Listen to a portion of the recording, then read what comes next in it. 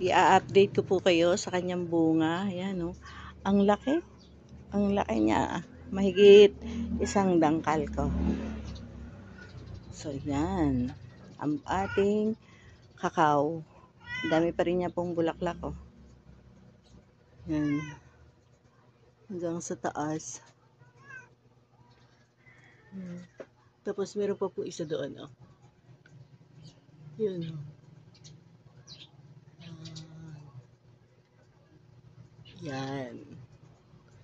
Meron pa rin po dyan sa meron pa rin po doon sa taas eh. Hindi lang makita sa camera.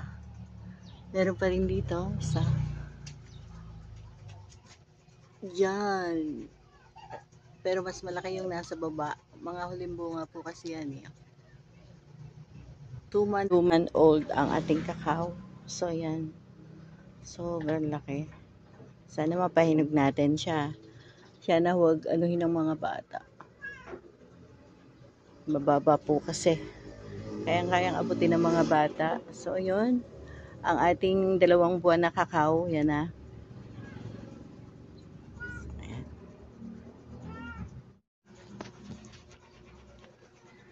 So yun. Bye-bye. Update ko lang po.